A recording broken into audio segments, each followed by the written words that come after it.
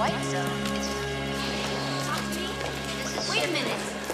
Greg, please pick up the white. Greg! God, you are relentless. You know that? Once you get onto something, you never let it go. Well, I thought this was important to both of us. You know damn well it is. You don't sound that way. God, what are we doing to each other, Di? Haven't we been through enough already? Look, do you want to give up? Do you want to give up? If you want to give up, just tell me. And then what?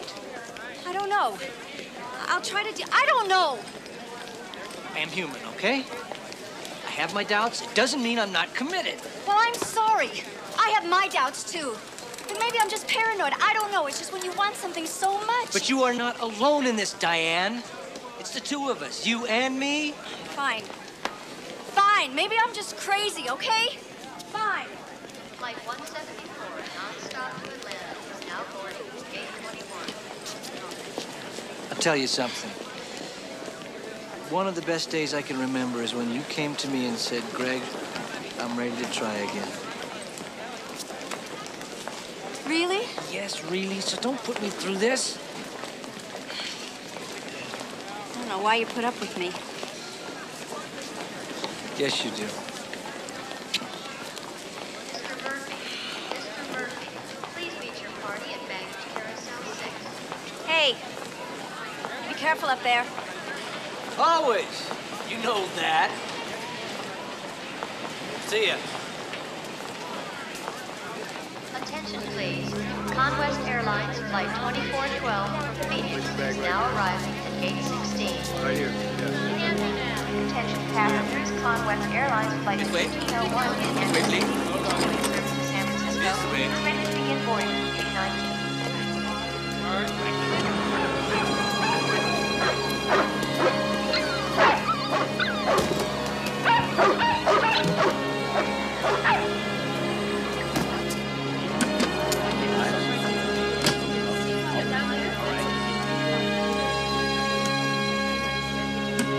Start valve lights. Out. Electrical system. Is, check.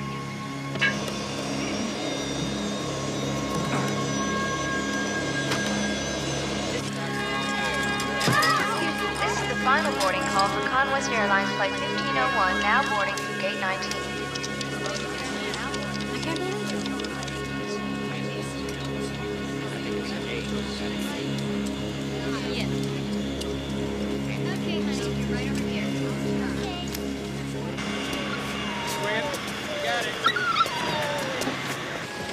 Good afternoon, Senator.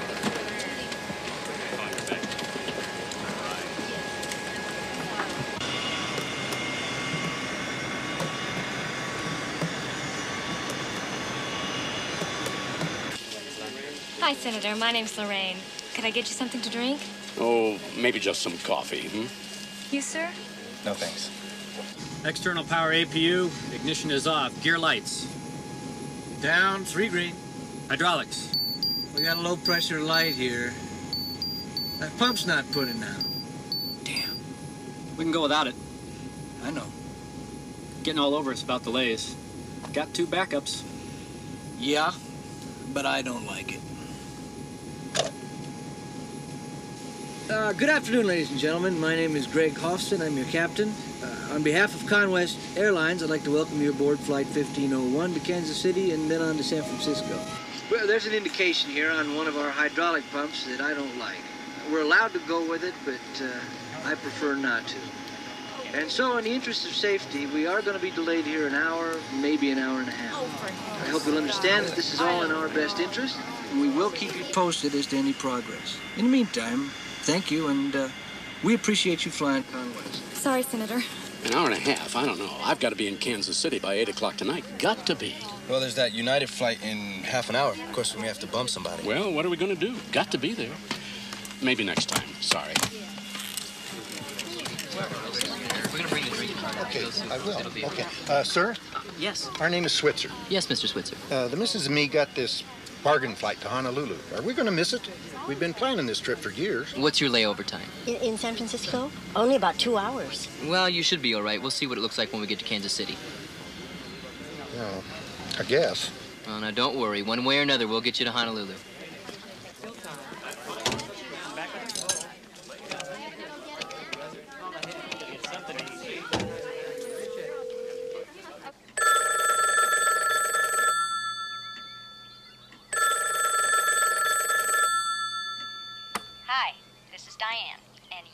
this is a recording. Now don't hang up. Greg and I are out running around someplace, but we'd still like to hear from you. So don't be shy. Talk as long as you'd like, and we'll get back to you as soon as we can. Thanks. Hi, Di, it's me. If you're there, pick up the phone. Damn, I really didn't want to miss you. We've got a delay here before we take off, and I just wanted to talk to you and sort of explain to you what I'm going through. In the first place, I'm sorry. Just bear with me about this pregnancy thing, will you? Oh, great. Who played with my airplane? It's mine. It's not yours. Yes, it is, too. It's mine. Don't give it back. No. It's mine. Hey, give it back. Enough of that. Well, make him give me back my plane. It's mine. It's not. It's too stupid. I told you what would happen if this happened again. Now, in the house. Hi. They had nothing else to play with. I'll get this.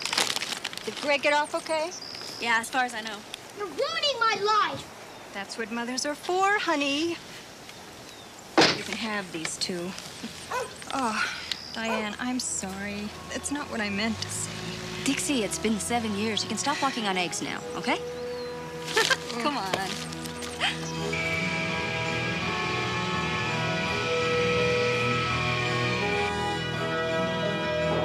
1620 heavy, hold at runway 35 right.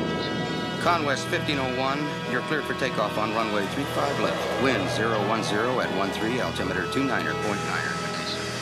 1501 is on the roll.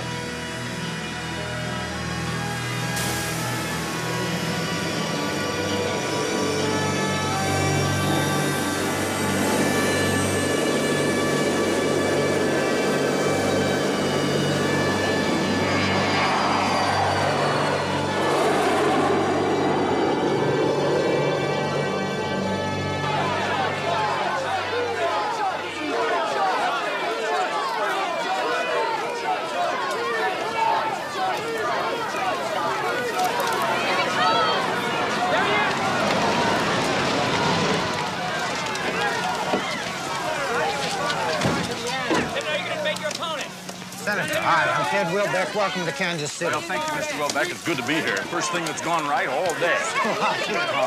Our flight was held up, then we missed that United flight, and I had to charter a jet. Taxpayers are going to love that. Well, I misunderstood. We thought maybe you took that bomb threat seriously. Bomb threat? Well, that's what they said. I don't know, Senator. Maybe someone doesn't like your attitude about abortion. Well, there's nothing new about that. Wait a minute. No one told you? We got a call at the conference headquarters here that said you'd never made it to Kansas City, and then when you switched planes, well, we assumed that... Did you follow up on it? Well, we assumed your staff did. Did you warn the airline? Did anybody? If you mean Conwest, no, you weren't on that flight. Mr. Welbeck, the bomber, if there is one, doesn't know that.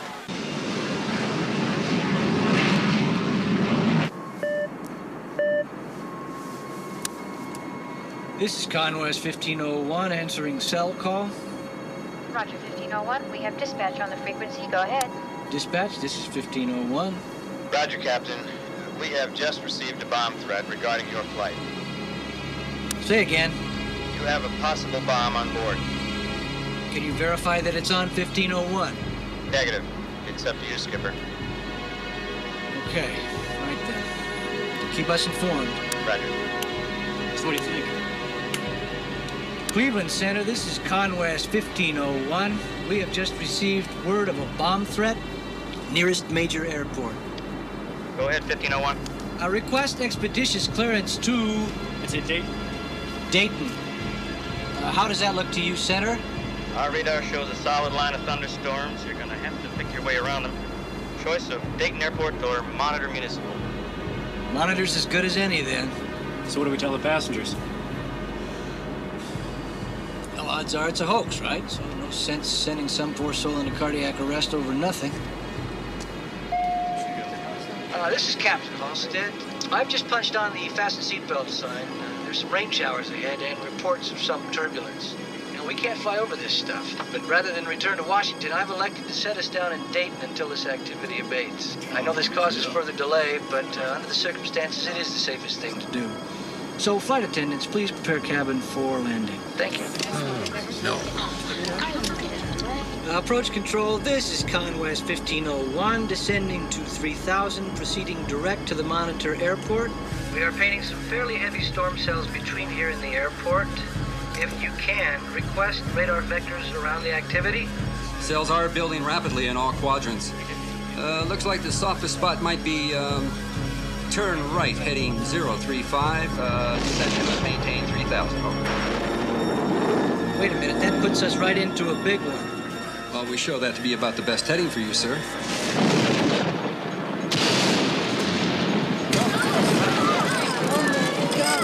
Doesn't look that good to us. We're going to maintain present heading 180. According to our radar, that puts you right in the middle of the largest cell.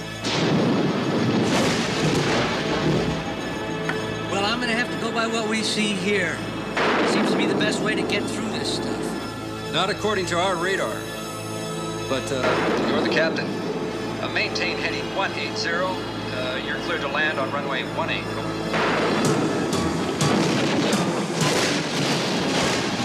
Flap 15, landing gear down.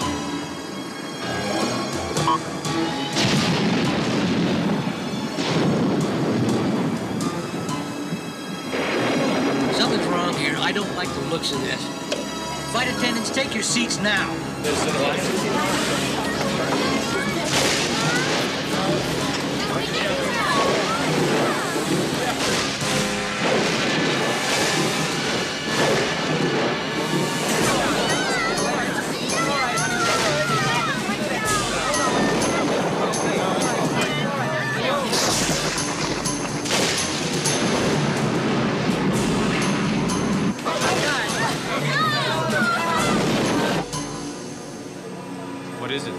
Something screwy here. How's 1501 look to you? What's he doing? Big front blown in from the east and he's flying right into it. Not according to his radar. That the guy with the bomb? Right, he's coming in on 18. Damn, I'm gonna scramble crash trucks. Oh boy. 1501, we now show you on the worst of it. Oh my God. It's okay. Be on the ground in a minute.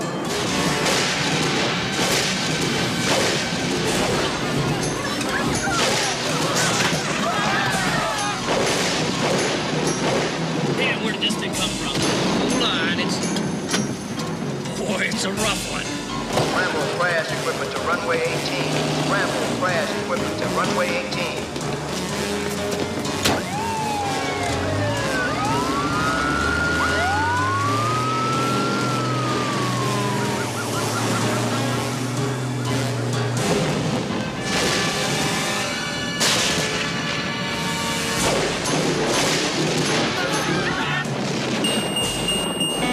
Number 2 engine. Damn, too much water. Maybe not. Try an air start.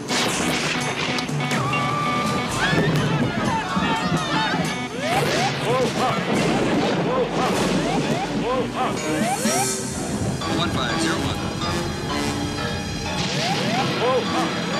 Whoa, up. Whoa, you got it, 1501. 1501. 1501. 1501. 1501.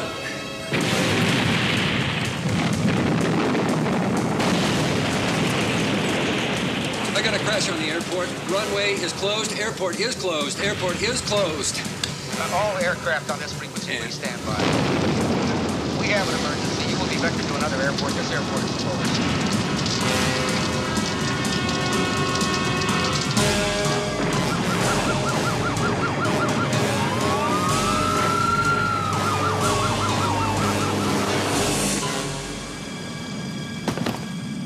Look at this.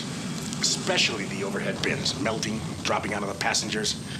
The plastic trim's putting out what? Well, smoke, ammonia, cyanide, all kinds of lethal gases. This stuff is killing people. Wes Goddard here. Yeah. Where? Conwest Air? Pam and Bob are with me now. Notify the rest of the GO team, will you? Right, bye. We've got a DC-9 down, Dayton, Ohio. We're on our way. Where do you think you're going? Home to bed, and don't try to stop me. I wouldn't dream of it. They've got beds in Dayton. Dayton, what does Dayton have to We've do got with a anything? plane down, 100 fatalities, maybe more.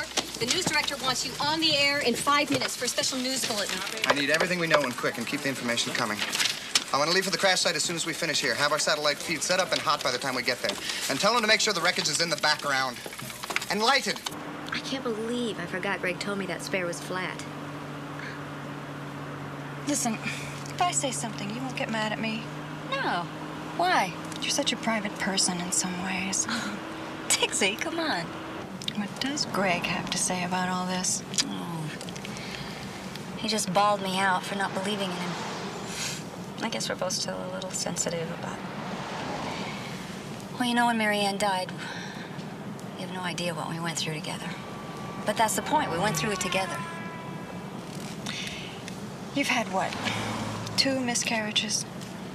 And then this perfectly beautiful little girl that... You can say it, you know. Crib death. Do you have any idea what the odds are against 2 consecutive crib deaths? I'd just never forgive myself if I didn't try again. I'm ready. I'm ready emotionally. I really want to have another child. Is this the same Diane Halstead who swore to me that she was through with all that? Well, like you said, that was 7 years ago. Time changes things. Would be fun. Oh, my God. Oh, my God.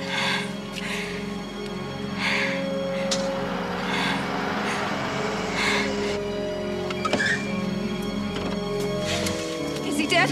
Diane. Is he dead or alive? Just tell me. The only information we have is the plane went down outside of Dayton. No, he was going to Kansas City. Well, they had to divert some kind of bomb threat. Diane, I'm sorry. I have to see him. I have to go there. We'll get you there.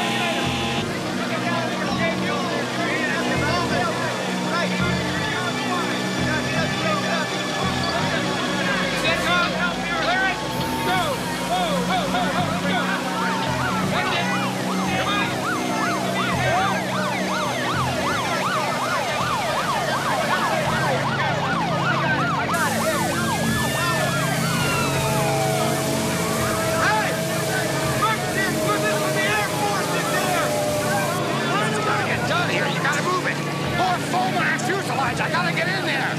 We gotta see what's in there. Let's go. Come on.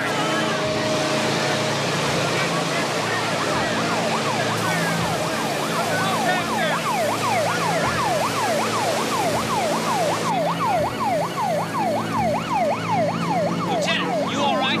No, I'm not. I need more portable lights set up over here, here, and one back by the tail section back there. The command post is fine where it is. Let's go. Get it set up here. God almighty. Come on! Lieutenant, what can we do for you? Well, I need a staging area set up here. There's going to be a lot of vehicular traffic coming through. And somebody to check credentials. Sure, we can handle that. Hospital, anybody heard from them? They're coming in now. All right, we got a clear path for the ambulance. Right. What about the news people? To hell with the news.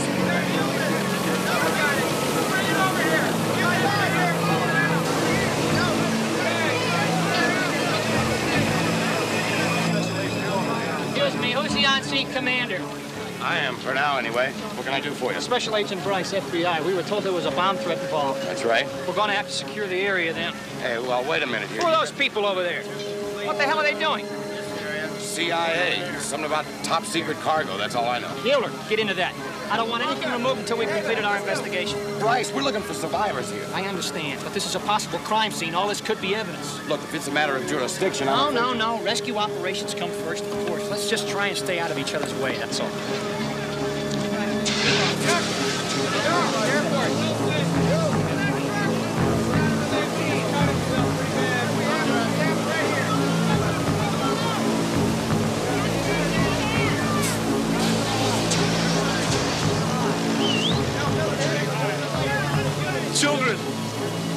over. They were...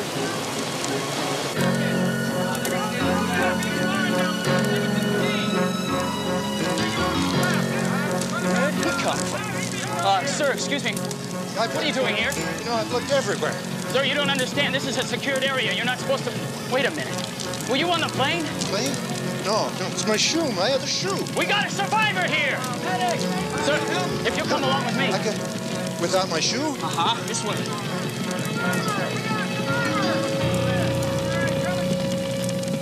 There seem to be two factors. One is a bomb threat, and the other, this isn't at all clear yet. Are we on? Excuse me, I've learned that we just have picture. As I was saying, there was something about thunderstorms and confusion in the cockpit of the plane. I'm not sure what that means. I'll have to trace that down. As to survivors, only one is confirmed at this point. Nickerson? Yeah. It's Chet. You got the TV on? No, why? A plane just went down in Dayton. No kidding. How's it look? They're talking 130 people now. I want you to fly in there ASAP. I don't care what it takes. Just get down there and start digging around. Any survivors? So far, only one. Okay, I'll start with the hospital. You coming with me? No. I'll drive down tomorrow. You go ahead and get started without me. This could be a big one, right? Yeah, I know.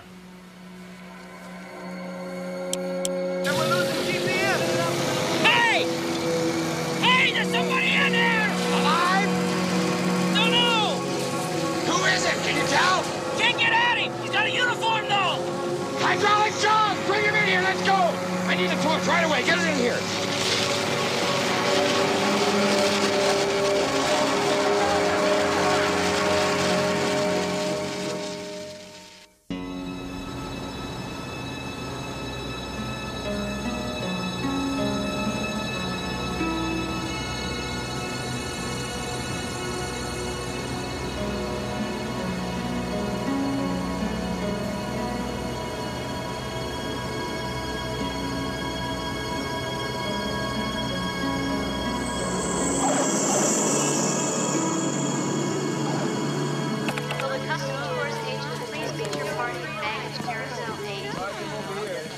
Mrs. Halston? Yes. Hi, I'm Marge Vale. Did you get the word? No, nothing. Why? What is it? Well, we don't know much. Except your husband's alive. Alive? Yes. Are you all right? Yes, it was the not knowing. How bad is it? Got no idea. Can I see him? Service to Memphis and Atlanta is now departing at gate 12. Howard. Wes. Good to see you. This isn't everybody. No. More on the way. Howard, you don't know these folks. Pam Hayes, Hi. Survival Factors. Bob Stanley, Hazardous Materials Division. And, of course, there's this poor soul. Scott Cody, Howard. How you doing? Howard's our local guy. Pleasure. Poor soul? Oh, he's just jealous. Yeah, Scott seems to think that I envy pilots. I see Airline Pilots Association. You're an insufferable bunch. So, how's it look out there, Howard? Pretty bad. Survivors? So far, just two, a passenger and a captain. Out of how many? 130, maybe. Oh, God, that's awful. Well, you want to get checked in first? No, let's get out to the site. Look, if the pilot's still alive, I want to go and see him.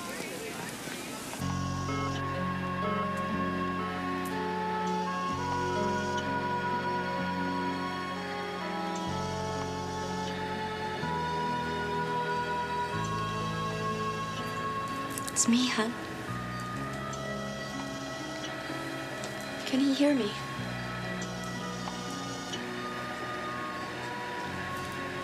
I never for a minute believed this could ever happen.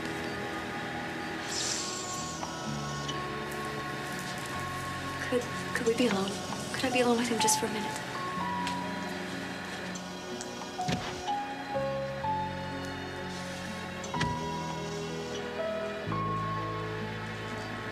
I'm not gonna let you go. I mean it.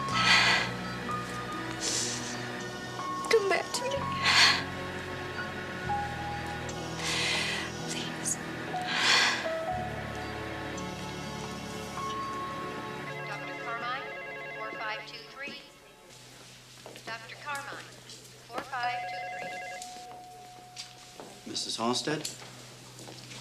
Yes. I'm Scott Cody. How's he doing? I don't know yet. scary. How are you doing? Who did you say you were? Scott Cody. I'm your ALPA representative. Airline Pilots Association. Yeah. You know my husband? No, we've never met. Look, Mrs. Halstead. Call me Diane. Okay, Diane. Is there anything that the association can do for you? You got a room? You need a place to stay? No, I'm going to stay right here. Is there anything I can do for you personally? Yeah. You can tell me what the hell happened.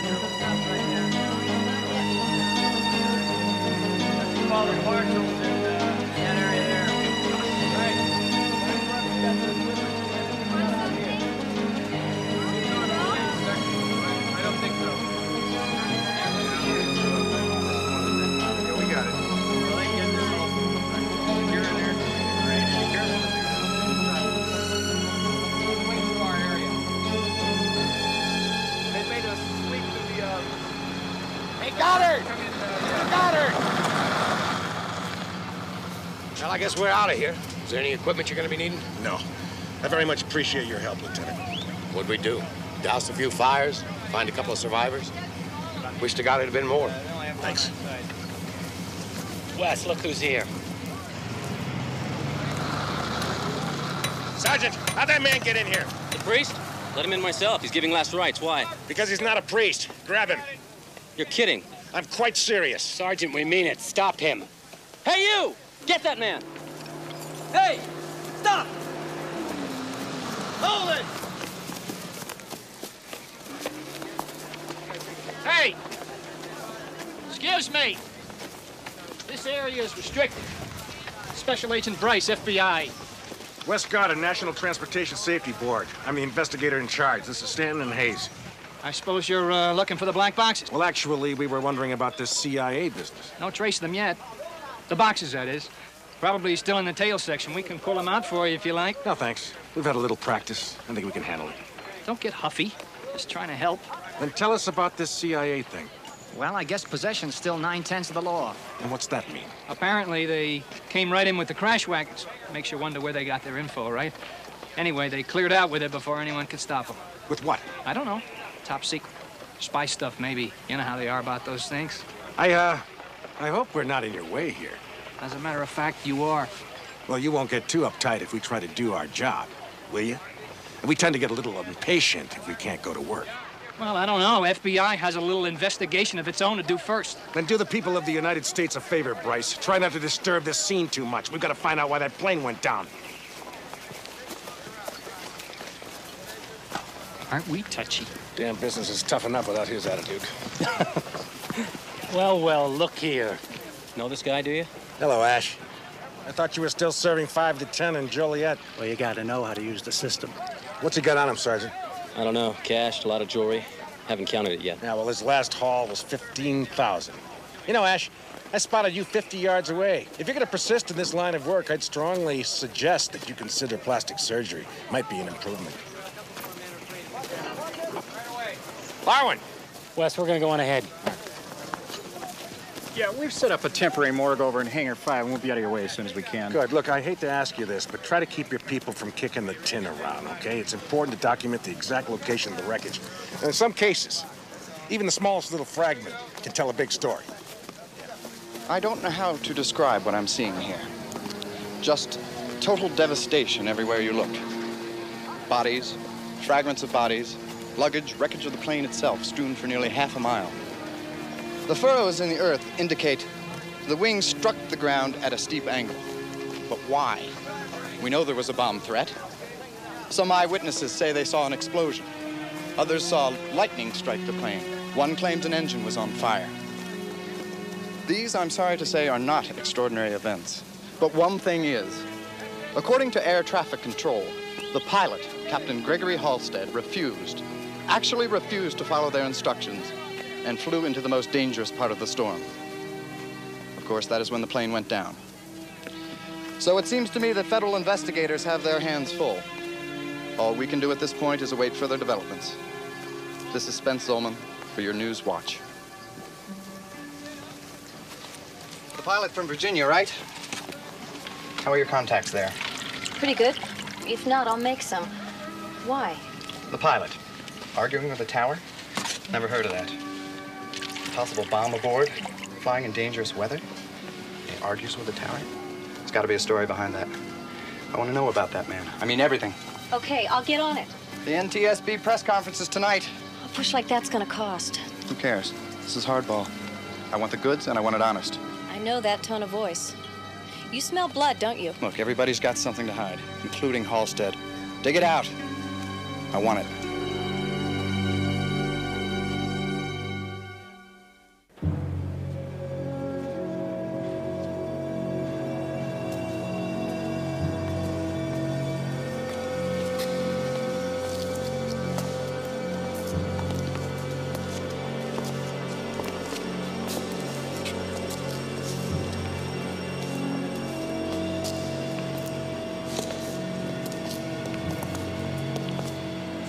I don't envy you this.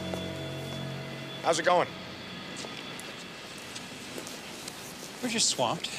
We're all on overload here. But we'll do what we can. Look, what about the families? They're arriving in bunches now, and they all want on the site. They seem to think they can help with the identification. Can they? No, not really.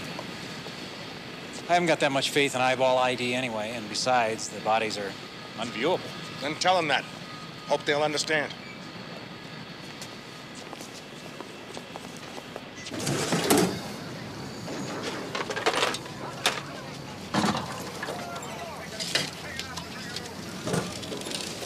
Here's something.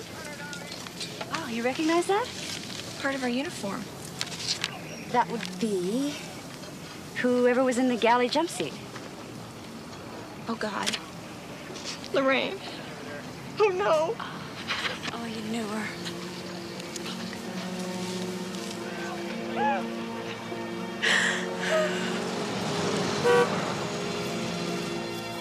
How's it going, Chief?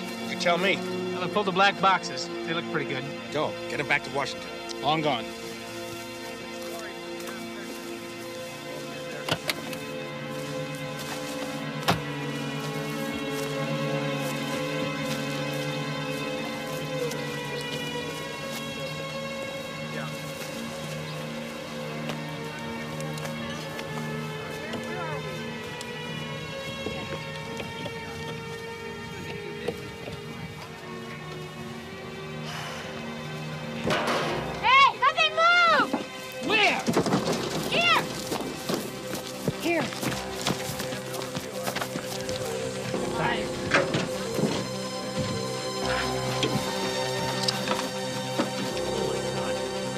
It's a dog! We're gonna have to cut it out. Hurry! Nickerson? Yes, sir. Tell me, sir, do you have any family or friends out here? Here? No, nobody. Well, who's looking out for you then? Oh, they're all very nice here. I mean, personally. Who's looking out for you personally? Well, I was going to say Emma. She's always... Your wife? I was right there. And I still don't believe what happened. That's where we come in, Mr. Switzer. We can help with that. If you take a look at that card there, you can see that I work for a law firm. Law firm? What's that got to do with me? We're deeply concerned about you. Matter of fact, Mr. Harmon himself is coming down here just to see you. And I think you should talk to him.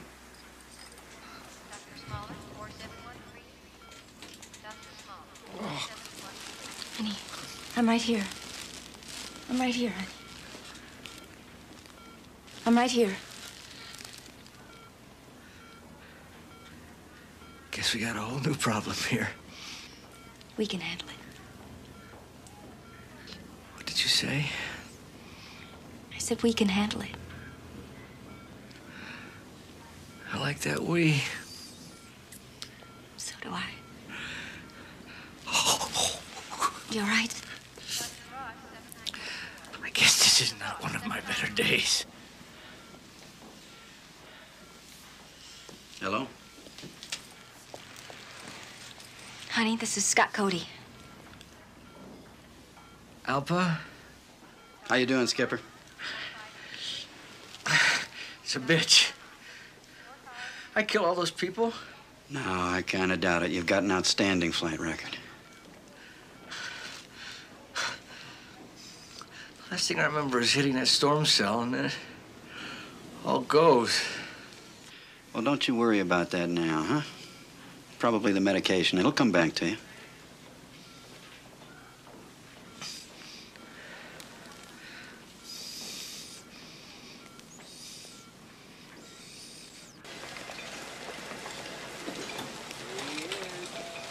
I thought you didn't know my husband.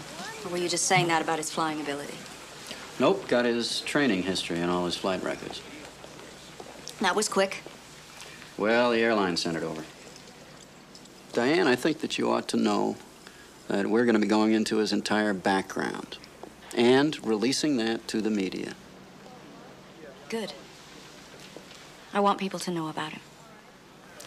You'll get your shot. We'll be taking a deposition from you, and it'll get pretty personal, particularly about the last 48 hours. So I'm afraid you won't have much privacy for a while. Who's we? Myself and some NTSB people. I thought you were Pilots Association. Yes, I am. You see, NTSB has to run the investigation. That's the law. I represent the pilots as an invited guest. I offer whatever expertise I can and try to protect our side. And what side is that? The truth. Whatever that may be.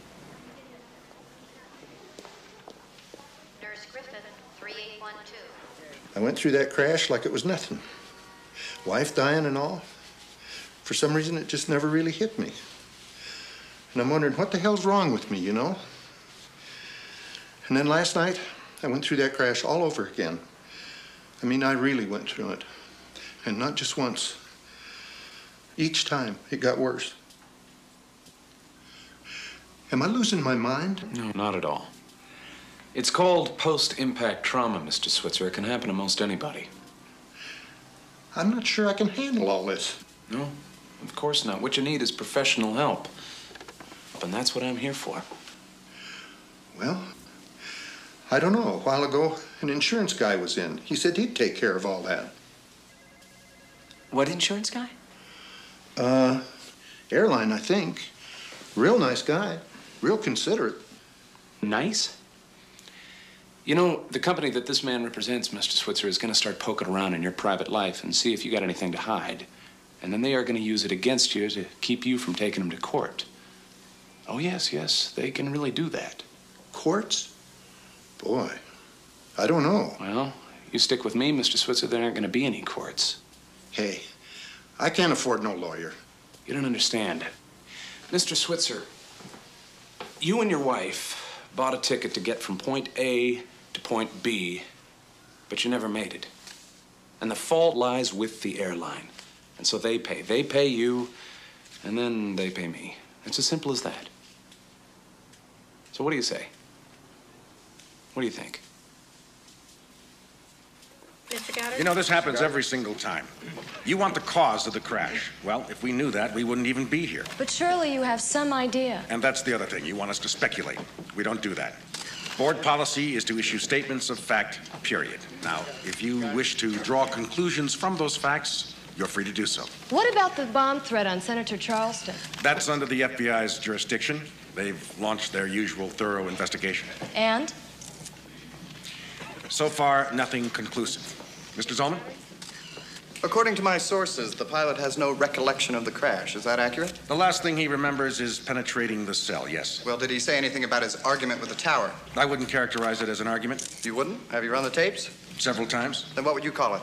I'd say two individuals operating with conflicting information. And one of them had to be wrong. That's your opinion. Oh, come on now. We all know the tower's information was correct.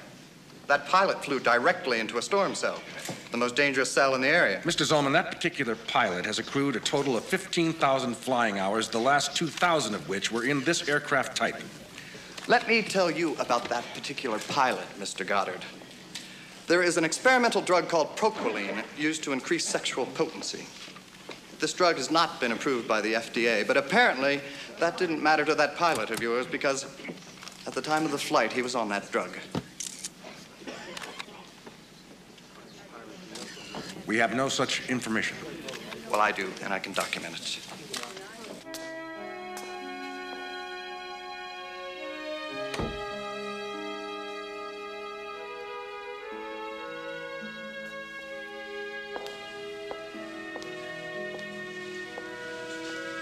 How's he doing? About the same. What's the matter? We've got to talk. What is this propylene stuff? How do you know about that? What is it, Diane? I don't think it's any of your business. You know better than that. All right, it was prescribed by a doctor. Airline doctor? No, Dr. Breck. He said, try it, maybe it'll help solve the problem. What problem? I'm trying to conceive, all right? That depends. Does the airline know that he's on this stuff? No. Why not? Because propylene's harmless. It's like taking aspirin. Who says? This is Dr. Breck. Look, I was there. Greg said, hey, Doc, is this drug legal? Is it going to affect my flying? Is it going to make me drowsy or dizzy or anything? And he said, absolutely not. It's been prescribed by doctors for 15 years. There's nothing dangerous in this, Scott. Greg would have known. I would have known. And Greg would never have gotten on an airplane. That's how he is. Who is this Dr. Breck, anyway? He's a fertility specialist. I have trouble conceiving, and on top of that, Greg's sperm count is down. And you look totally unconvinced. Who put you onto this anyway? Spence Zollman. And it was carried nationwide. Now, I don't know how many people saw it, but I do know this. They heard only one thing, that the pilot of Flight 1501 was on drugs. What are these people thinking? How can they get away with this?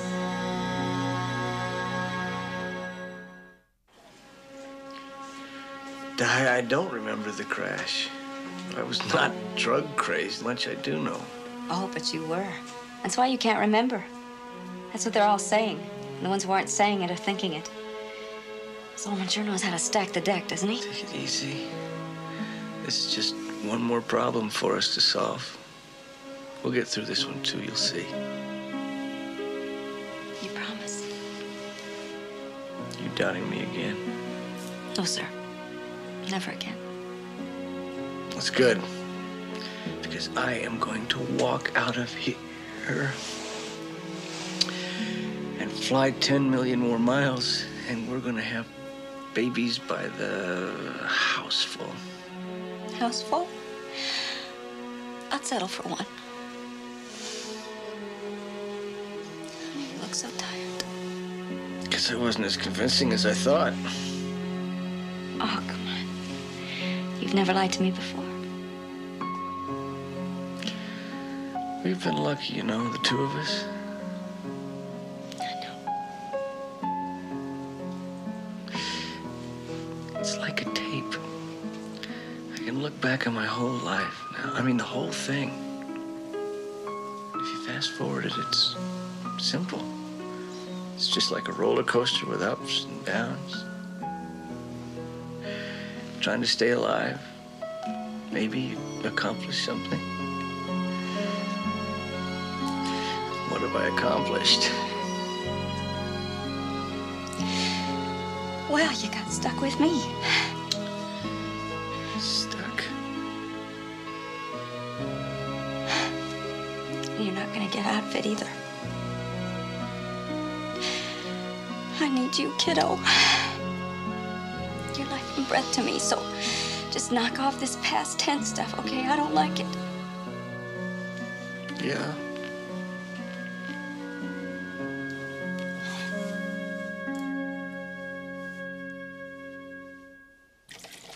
All right, Mr. Lindenwood is going to feed the flight recorder data into our computer and come up with a visual reconstruct of the crash. You mean we'll be able to sit down and actually watch the crash happen? That's right. This particular flight recorder tracks, what, Bob, 73 different functions?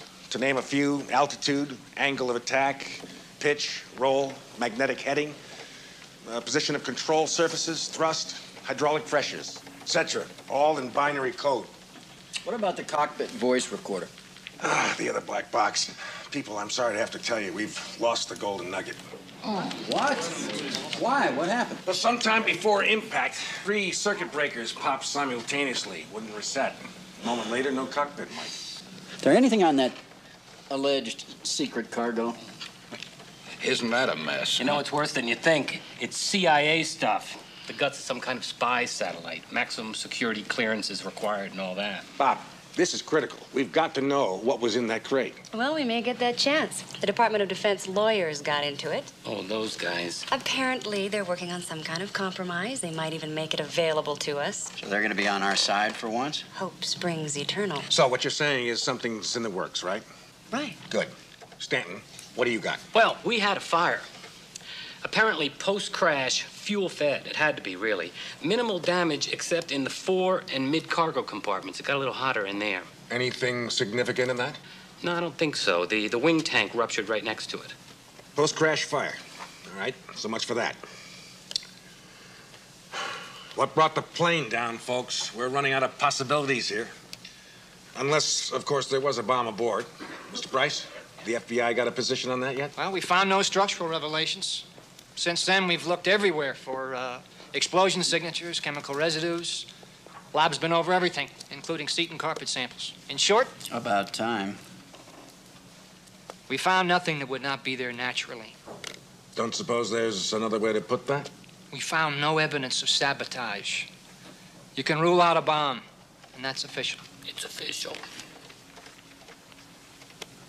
Thank you. Which brings us to the drug thing. We have that, Wes. Where's, Pam, could you help me out? Could I see your D file? Yeah. We ran a tox on the pilot. Now, the stuff was in his system, so we telephoned the pharmaceutical company, and they faxed us all the critical data on Procaline. Are we in trouble on that? No, we ran a pretty good study. We're satisfied Procaline has no adverse effects on performance.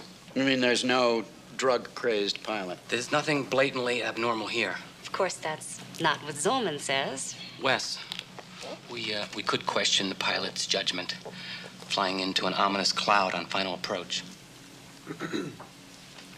Could just be a wind shear accident. Oh, come on, Scotty. The controller specifically vectored him away from that cell, and yet he flew right into it anyway. That's a judgment problem, and you know it. Pilot error. What else is there? No bomb aboard, no structural failure, no in-flight fire. If you've got a better answer, let's have it. Overhead bins opened up, and all that stuff started flying around hitting people. I seen one of them stewardesses. I saw her face, and she was really scared.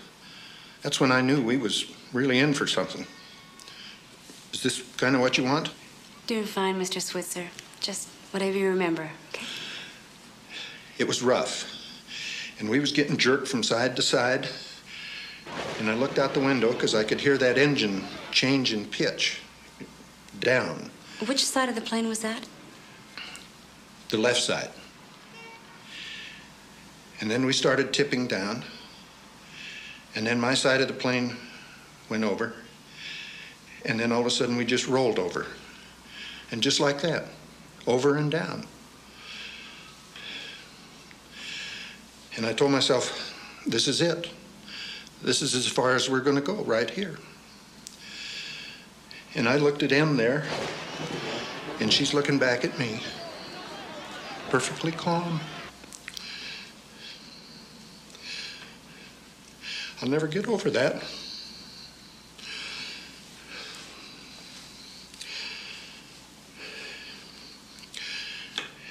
And then we hit the ground, and my seatbelt like to cut me in half, and my guts is up in my mouth. And that stuff has hit me in the face. What stuff was that? Well, it was like gravel. And it was hot, real hot. And then it was dark, black. And that seatbelt was really hurting, so I popped it open, and then I'm falling through the air, and I realized I'd been upside down. I hit the bottom, and I'm yelling for M, and feeling all around, and it's dead quiet in there. Smoke and all, lots of smoke. Jeez, I had to get out of there.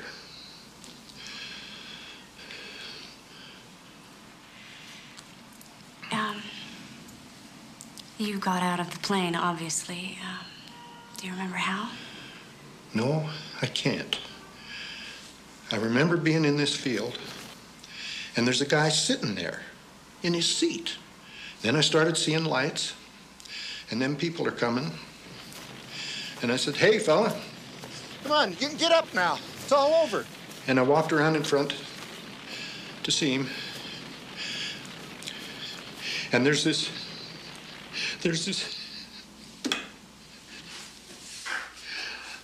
I'm sorry. There's this big chunk of plane just sticking. Would you like a break, Mr. Switzer? Them rescue people, I gotta tell you, there's something else. In my book, every one of them's a hero. Let's take a minute. Let me get you some coffee. How come I'm still alive? Will you answer me that? Em is sitting right next to me. You know how tight them coach seats is. Why her instead of me? Can you answer me that, for God's sakes?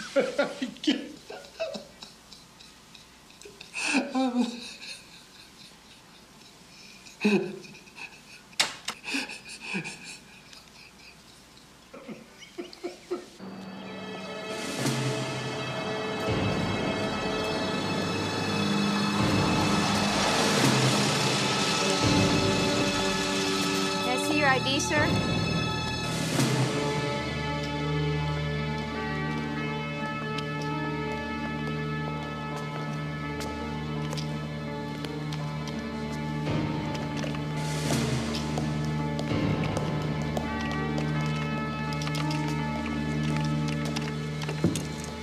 Let's get this thing going, huh? A bit testy this morning, are we? Better get you back to bed.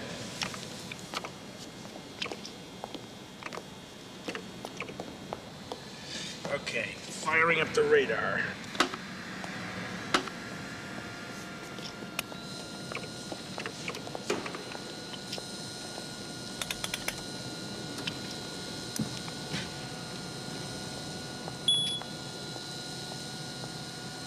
Since we don't have any storm cells handy, I parked that flying classroom out there as a stand-in.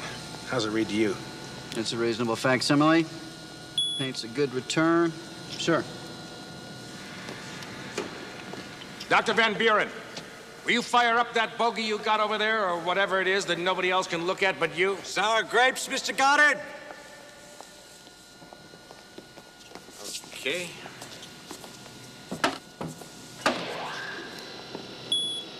Is now powering up. It's gonna take a few seconds to stabilize, though. It should lock in about now.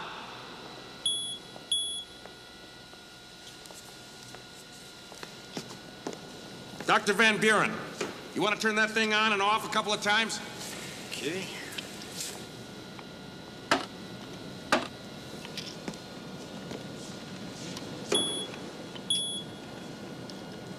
Now back on.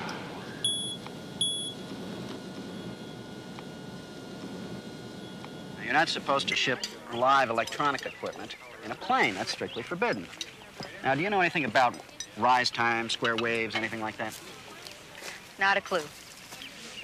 All right, inside of this CIA thing, there is some kind of a continually changing code. It's built in so that it can't be compromised by the enemy.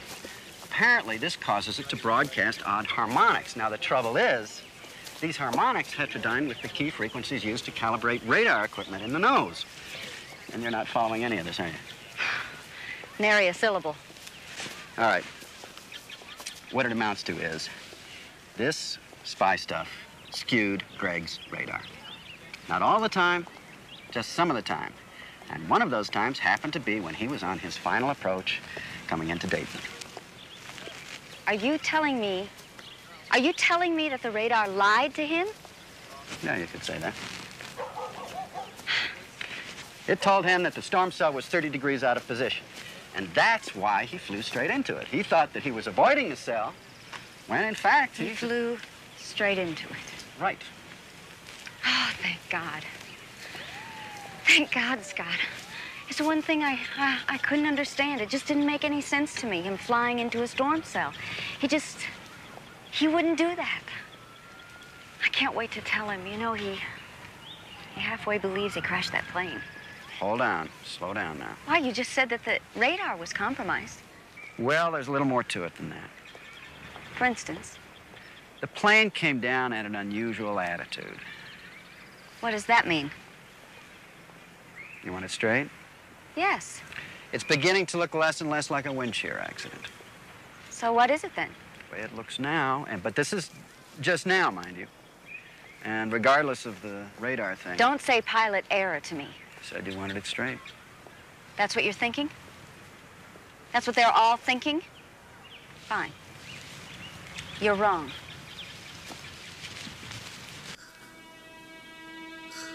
Several days after the crash, the grim task of identifying the victims of Conwest Flight 1501 continues. Refrigerated trucks are being used to store the dead until a team of pathologists assembled from Ohio, Pennsylvania, and Illinois finish performing the autopsies. Several dozen grieving relatives of the crash victims visited a hangar at the airport to claim the luggage of their loved ones. As the family members walked out of the hangar, suitcases in hand, some had to be helped after breaking down.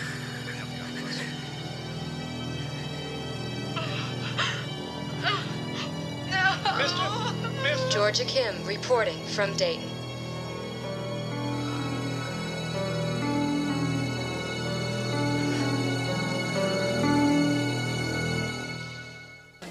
Here she comes now. Here she comes. Please, Mrs. please, Halstead. ladies and gentlemen, let us Mrs. through. Halstead, Georgia Kim Please, reporting live. please. Any Make comments way here, regarding please. the accusations All your that the questions crash will of be Conwest answered Flight in due 1501 course. was due to pilot Please, error on the ladies part of and your gentlemen, just husband? let us Any through. comments on that, Mrs. Everyone, Halstead? please take a seat. Everyone, now please sit down.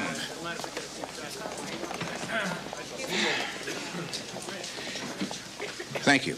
I'd like to introduce Diane Halstead, the wife of Gregory Halstead, the pilot of Flight 1501. She has a statement she would like to make. Mrs. Halstead, did the airline know that your husband was on drugs? Excuse me, Mr. Zolman, I said she had a statement to make. The floor is not open to questions. That's all right. I'd like to answer that. As a matter of fact, I'm glad he asked. My husband was not on drugs, plural, Mr. Zolman. Only one. Proquiline. He was taking it in the hopes that we might have a child. Were you aware that this drug had not been approved by the FDA? No. Our doctor said it was no more harmful than aspirin. He's been giving it to his patients for years. Was the airline aware of this? No, I just told you.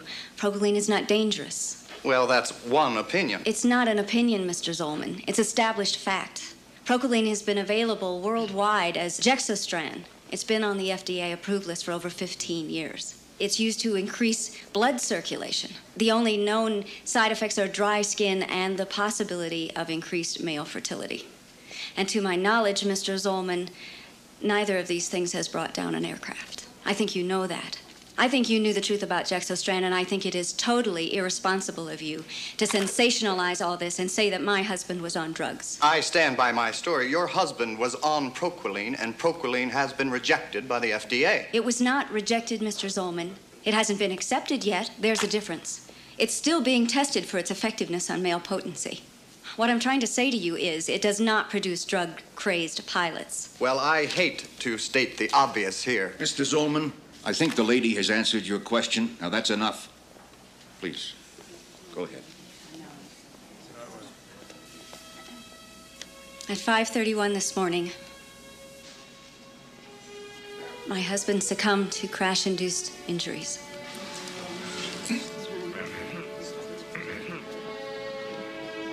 He died not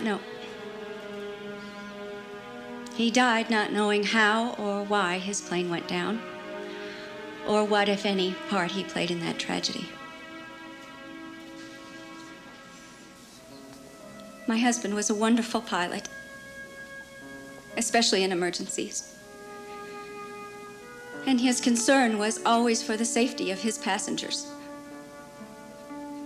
Unfortunately, there's been growing speculation over what is being called pilot error. I know my husband. And I know that he did not cause that plane to crash. And I will not rest until I find the real cause. Thank you, that's all. Mrs. Halstead, you said during emergencies. What emergencies? You'll have to excuse me. I have a funeral to arrange and a plane to catch.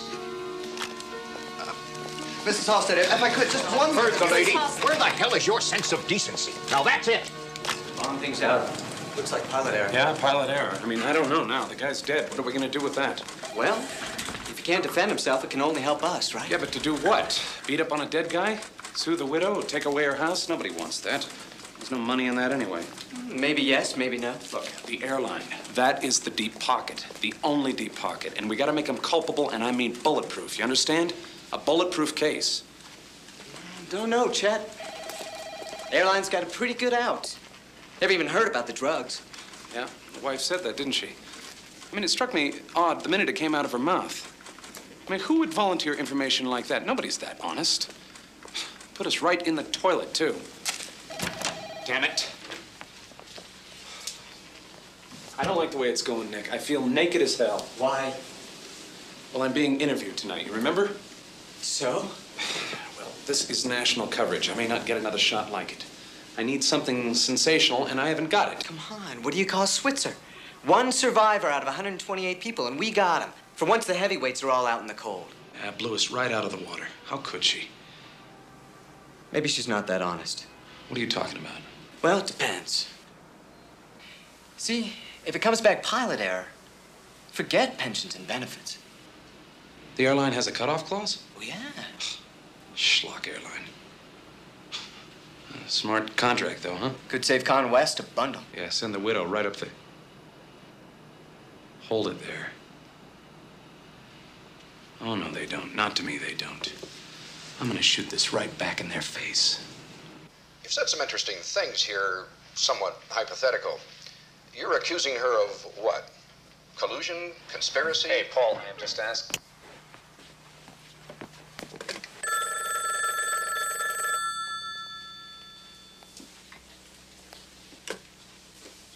Hello? It's Cody. What are you doing? Packing. Turn on channel 41. I have a plane to catch. No, there's something you ought to see. Scott? Just turn it on. But we have got 128 dead now. I mean, 128 people dead. Who is responsible? Still sounds like an accusation to me. But go ahead. All right, I'll ask another question.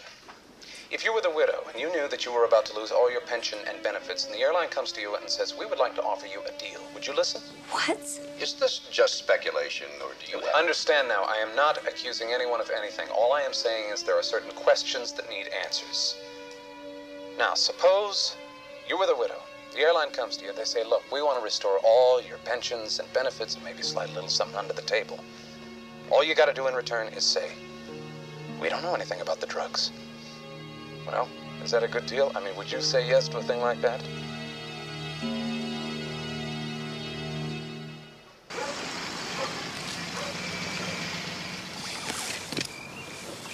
I am still so angry. Just can't believe that bastard Harmon. You'd think he'd at least wait until after the funeral. Oh, I don't know. I think maybe he did me a favor. How in the world can you say that? Oh, and all the aviation experts gang up on you and they all tell you you're wrong, you start to think you're wrong. But now, by God, Harmon made me angry. And I'll tell you something else. I'm not wrong about Greg. I'm not. He did not cause that plane crash. And starting tomorrow, somehow, I'm gonna prove that he didn't do it. Well, I still think that Harmon should be lynched. Well, that wouldn't hurt either. I'll call you tomorrow.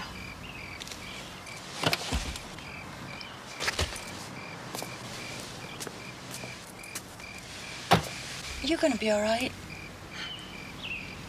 Thanks for the lift.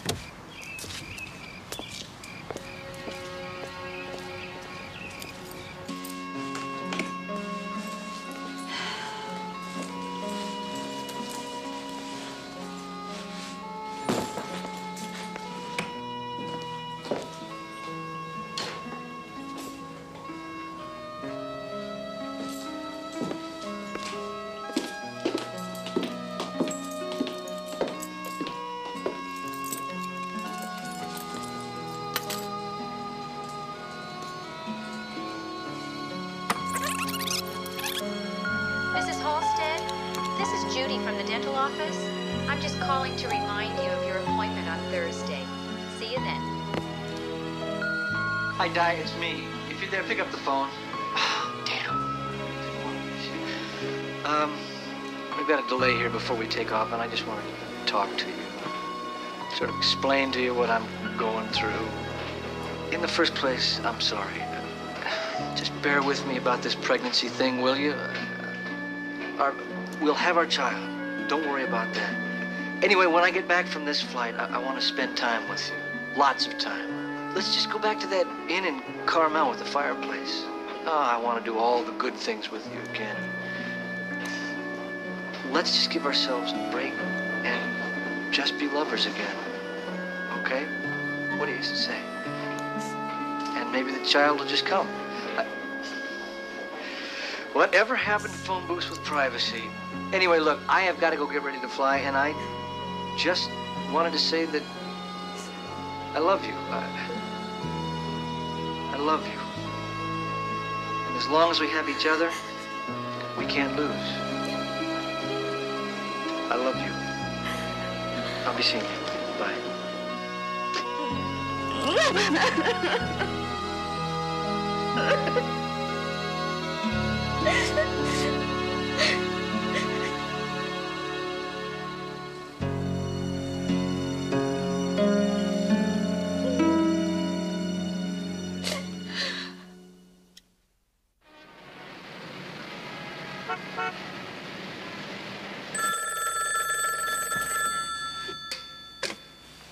Yeah, hello.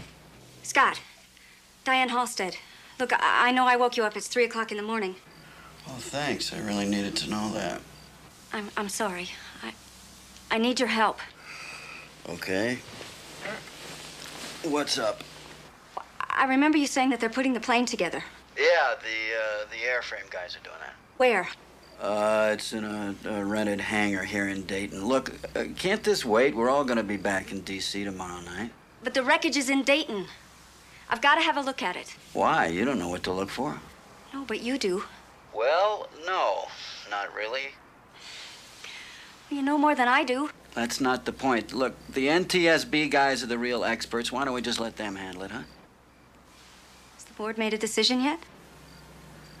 No. But it is going to come out pilot error. And look, I hate that idea just as much as you do, but there's no way around it now. Then make me believe it. Prove it to me. Maybe then I can get some sleep. Why me? Because you're the only one I've got. Besides, I'm booked on the next plane.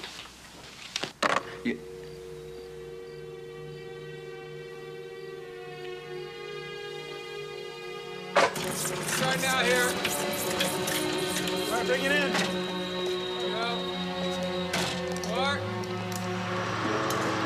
This held up pretty well. Well, strongest part of the airplane. Now, it's funny what impact will do. So damn capricious.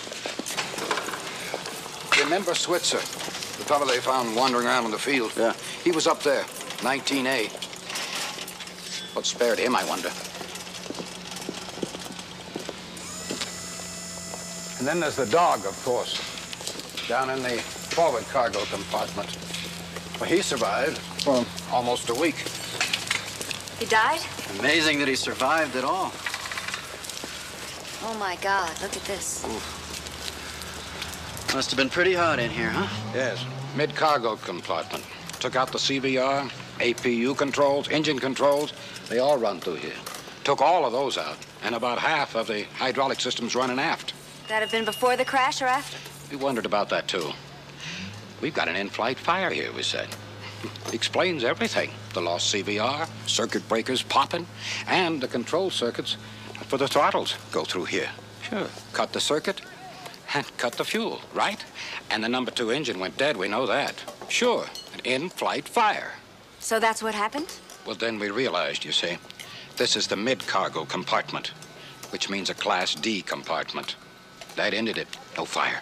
I don't understand. A Class D compartment is pressurized, but there's no air, no oxygen, or very little. And of course, no oxygen, no fire. Fire feeds on oxygen, right?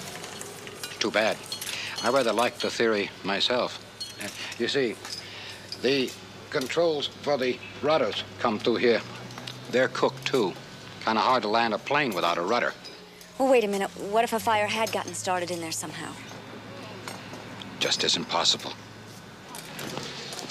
But what an idea, Scott. An in-flight fire. He's right. It would explain everything. These guys built the plane, and they say no fire. Why do you keep pushing it? You know why. Fine, have it your way. Well, what kind of attitude is that? All right, look. When I told you pilot error, you said make me believe it. Yes, and I meant it. When we get to Washington tonight, I got something to show you. What? The flight data recorder is intact. I think you know that. The lab used that information to reconstruct the last moments of the flight. Got it on a tape. It's totally accurate. And I think you ought to see it.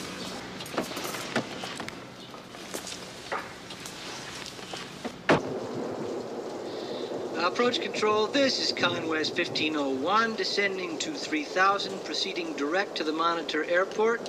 We are painting some fairly heavy storm cells between here and the airport. If you can, request radar vectors around the activity. Cells are building rapidly in all quadrants. Looks like the softest spot might be turn right, heading 035, descend to and maintain 3000, over. Wait a minute, that puts us right into a big one. Well, we show that to be about the best heading for you, sir. Doesn't look that good to us. We're going to maintain present heading 180. All right. Here it comes. According to our radar, that puts you right in the middle of the largest cell. You sure you're up to this? Well, I'm going to have to go by what we see here. Ask me when it's over. Seems to be the best way to get through this stuff. Not according to our radar, but you're the captain. Maintain heading 180. You're clear to land on runway 18. Flap 15, landing gear down. Something's wrong here. I don't like the looks of this. Flight attendants, take your seats now. And right here is where they hit the storm cell. My God, look at that. Dropped about 1,500 feet there. Where'd this damn thing come from? Hang on. Boy, this is a rough one. But he's holding it. Look at him fly that plane. This is where they lose number 2 engine. We've lost number 2 engine. Damn, too much water. Maybe not. Try an air start. See the wing drop? Lose it how? Well, I'd say it flooded. Too much water. Is that possible? I've had it happen. 1501, we now show you the worst of it. What are you painting on your radar? 1501. 1501. We've got no... 1501.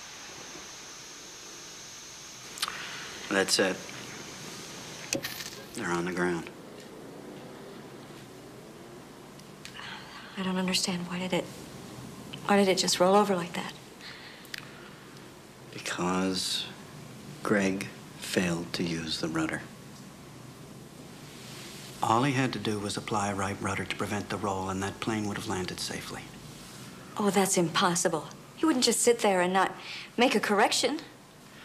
Look, the flight data recorder doesn't lie. Here, see it for yourself. Okay. Left engine spool's down, and look, see right there? The rudder stays in a streamlined position all the way through impact.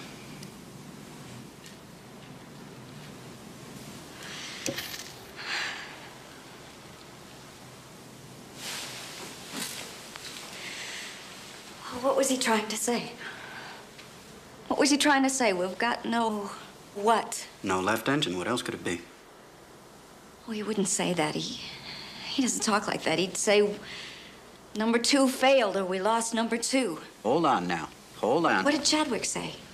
What did he say about the rudder? About the rudder controls? They're cooked too. And you can't land a plane without a rudder. Diane? Well, it's the only thing that makes sense to me. You're not being realistic. No rudder. That's what he was trying to say. We've got no rudder. Well, couldn't it be? You're holding on to nothing. There was no fire. There couldn't be a fire. Don't you think I want it too? For God's sake, I'd give anything if I could believe it. But the facts just don't support it. How can you say that? Because flying's my business, damn it. I know what I'm talking about. And I don't, I suppose. That's right, you don't. You are holding on to an impossible idea. Because you don't want to face what happened. Don't talk to me like that. All right, let me give you my version. Okay? Greg flew through the tough stuff. The really tough stuff. And then, apparently, because there is no other explanation now, apparently he just flat lost it. Or he blacked out. No.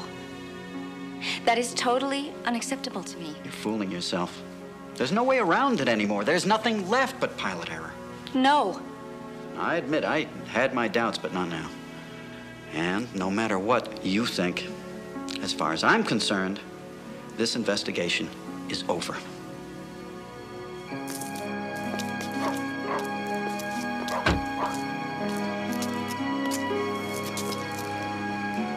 Got some pretty good scotch inside. What do you think? Well, now I call that an idea. As long as you promise not to shoot me. I asked you to make me believe it, and you did.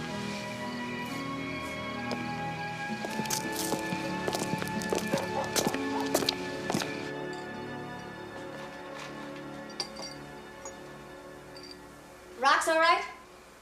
Yeah, fine.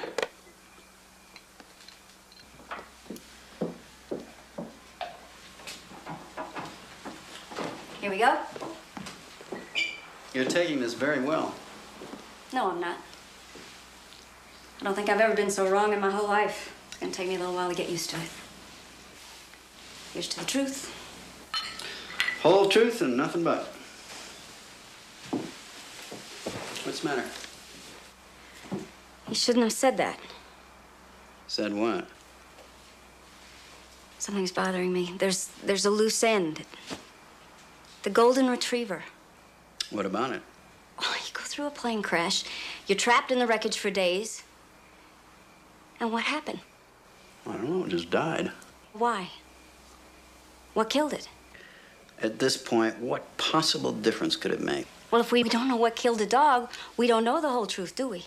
Maybe we don't care what killed the dog. Come on, not a little bit curious? Not one little bit. For the first time ever, you disappoint me.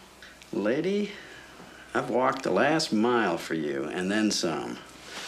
But this is it. Right here is where I get off.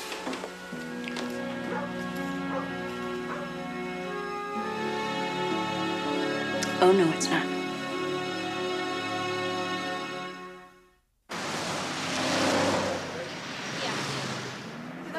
So where is she now? In the lab with Stanley. And you actually autopsied the dog? Well, you tried saying no to her. What did it get you? Thanks for lunch. I'm out of here. You think this is funny, don't you? Well, what did the autopsy say? Toxic fumes. Isn't that a surprise? Matter of fact, it was. What, with all that burning insulation? Come on. The precise cause of death was, and I quote, inhalation of sodium-based toxins, unquote. Get that, pal? Sodium. On an airplane? Where the hell did that come from? What do you care? You're out of here. I am a party to this investigation, you know. You know, Scott, you're a good man. But you're a little lacking in, whimsy. So where was the dog? Well, let's take a look. The dog was here in the fore cargo compartment. But the thing is, there were no sodium products of any kind in there. Where did they come from? So we looked in the mid-cargo compartment here in pink. Found a variety of things in there. 10 cases of bottled water, sodium-free, miscellaneous items of hardware, 12 cartons of computer printout stock, various other things, all chemically inert. And then we came to this. Somewhat unidentifiable flying object, listed in the manifest only as, quote, laundry chemicals, unquote. Bob, Pam, what do you got? We may be onto something. Come and take a look. Ah, yes. Wes, I want you to look at these witness marks. You see how they run the length of it? That indicates that on impact, this was lying on its side, which means its contents possibly leaked out during flight. Horrible-looking mess. What was in it? You know, that's what I wondered. So I called the guy who shipped it. Wes, right away, he got feisty with me. And I said to him, oh, yeah? Well, fine. I'll be seeing you. So I flew up to Newark, New Jersey, where his plant is.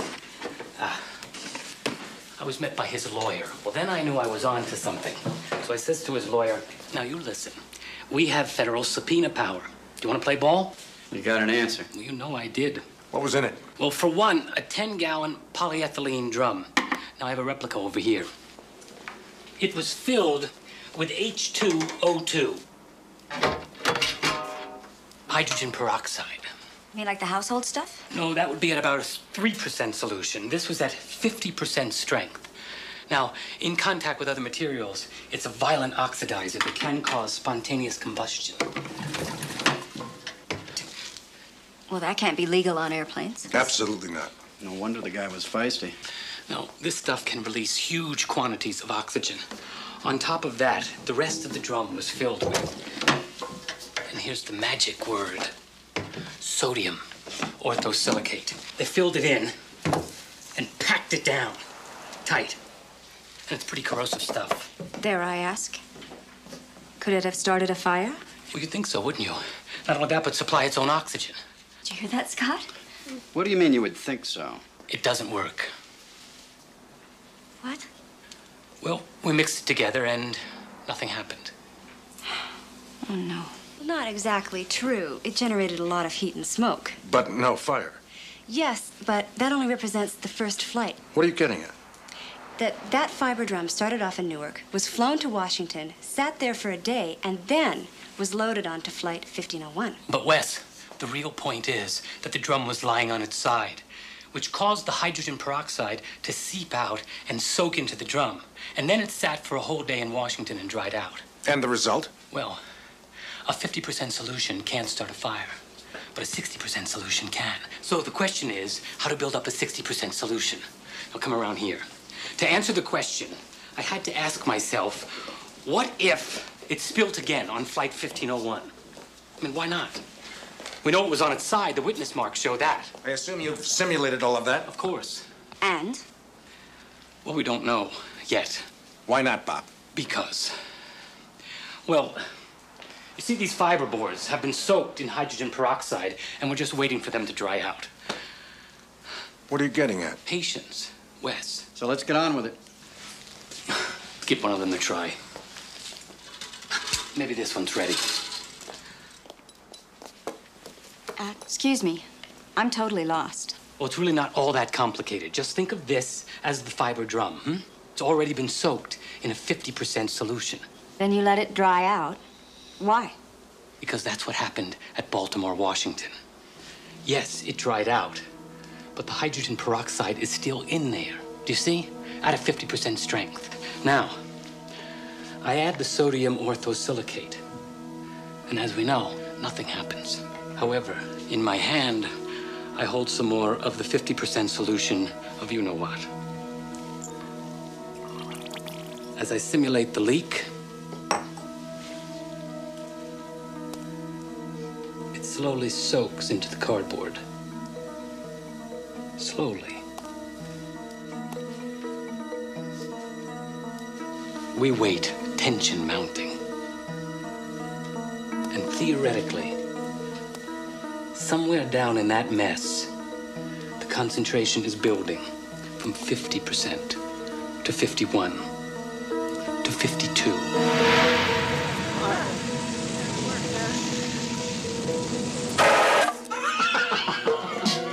Wow! My God, we've done it! Not so hasty. Let's see if it tracks. If we did have a fire, it would start here in the fiber drum. Okay. Heat rises. So what's above? The John. First thing to go wrong? Three-phase motor and the John kicks off. That's right. 3 breakers pop, wouldn't reset. Why? The wire's melted.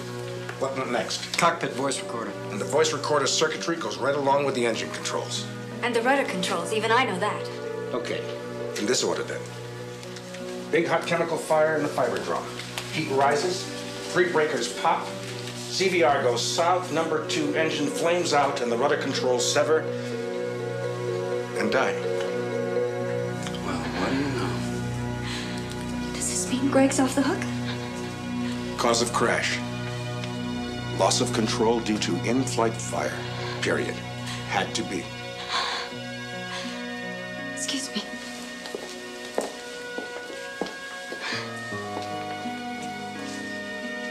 Diane, you all right?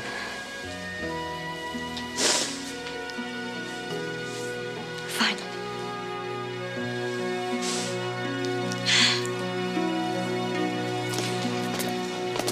So, another day.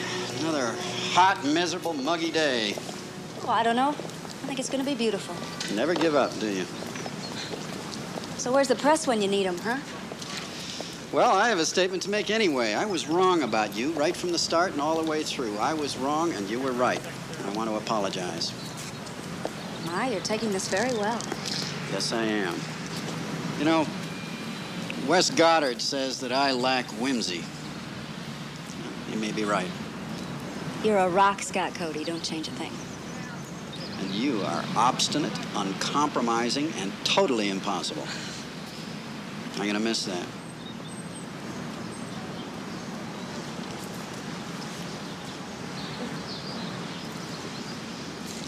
Thanks for your help.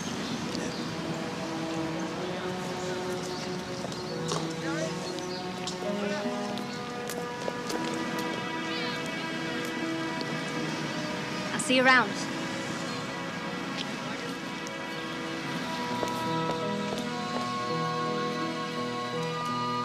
According to NTSB officials, in the final desperate moments of Flight 1501, Captain Gregory Halstead wrestled heroically with the controls of an airplane that was literally burning out from under him, while his in-flight radar misdirected him into a deadly storm cell. This plane went down. 128 people were killed because 1, live electronic equipment was shipped aboard.